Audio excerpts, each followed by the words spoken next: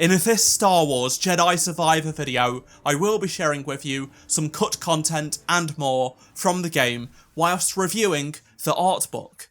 This book just released today after a near year-long delay, and it has a lot of interesting details. Before we do take a look at all of the concepts such as pod racing and some incredible artwork, make sure you do subscribe to this channel so you won't miss any future Jedi Survivor videos. So, a bit of background here.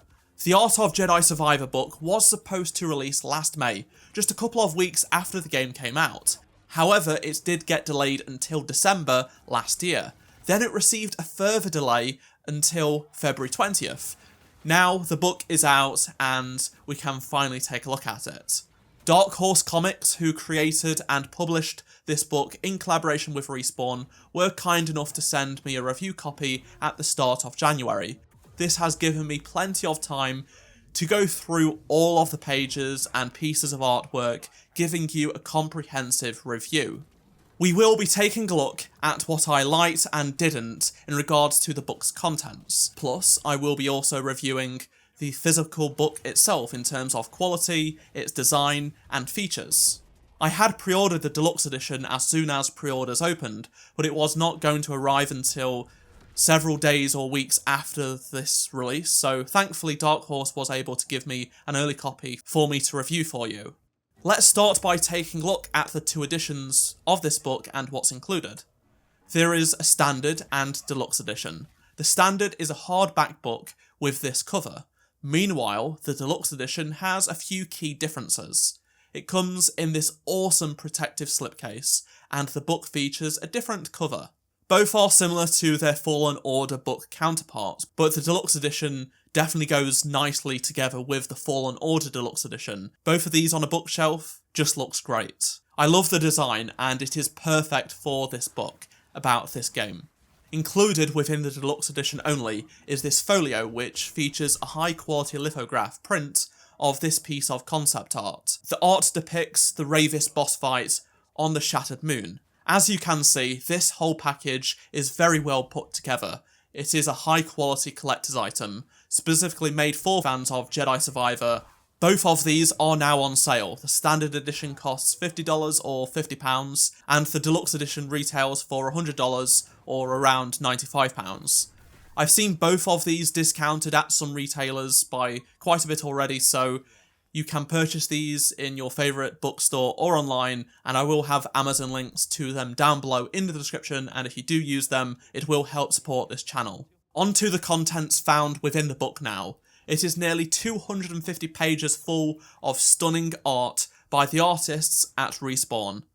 The artwork is impressively detailed. You can spend quite some time analysing just one piece of artwork.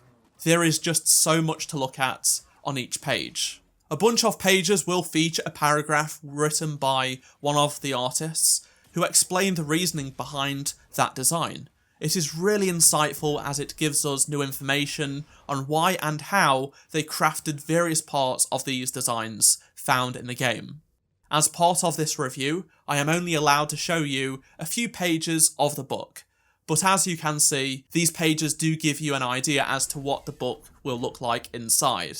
I will also display these pages that I can show in relevant sections I'm talking about later on in this video. A lot of artwork looks pretty much like the final game, which I think some people will like, whereas others may not like as much. Personally, I would love to have seen far more explorative designs, rather than just saying concept art of the chosen final designs of characters and locations. There is still some really great early exploration pieces that differ a lot from the final game designs, but I would just love to have seen far more of that. For example, most of the artwork for Cal, his lightsabers, and blasters are basically the designs that we got in the final game. There are some unused designs, but it is largely what we got in the game. In contrast, Sia and Merrin, for example, got a bunch of completely explorative outfit designs, which are vastly different to what we see in the final game, which was great to look at. I am surprised by the lack of artwork for Bode, Santari, and Dagon. Same goes for the Empire as well. There was a lot on Nova Garen, but for actual units, it's very limited. Another disappointing thing to me is the section on Boba Fett. It is literally just screenshots from his appearance in the game. We all know what Boba looks like. He is in his iconic look. So concepts don't apply here. However, seeing in development screenshots of him, a wireframe model, textures, things like that, would just have been better than screenshots, in my opinion. There are a few pieces that really caught my eye though.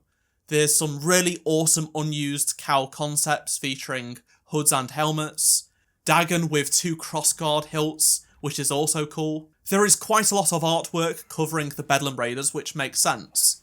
It goes all the way from the grunts to the lightsaber wielders. The environment art is absolutely stunning and makes up a large chunk of this book, as you'd expect.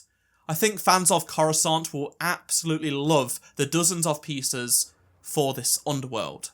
There are plenty of pages dedicated to Kobo, as you should expect given just how big of a part this new planet is in the game. I would say this part of the book features the most non-final designs, and there is just a lot that differs from the final game. I absolutely loved it. One of my favourite subsections of the Kobo part are all of the drawings for the various aliens that you see, such as Scuba Stev. I would love to have seen far more of these because they are just so different to what we get in the final game. However, it is really appreciated that they did include these. This level of early art also applies to Jedi to some extent. There is some really great early drawings for the creatures found on Jedi and the temple itself. Another opinion of mine is that the Jedi section was maybe a little bit too short and deserved more pages.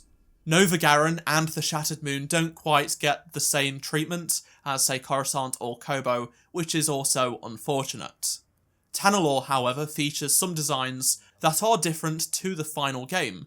That is really interesting to see, and I am pleased that they included this. If you are a fan of UI designs like myself, you will be pleased to know that there is a section dedicated to UI. So you get to see a bunch of the iterations the UI team went through, and those guys did an absolutely incredible job on this game. The book ends with a cut content section. This features some great artwork for ideas that didn't get past these drawings. This is just artists coming up with stuff, and one of the pieces shows Cal in a pod race. Yes, seriously. So many of us would love a modern day pod racer game, or at least game mode.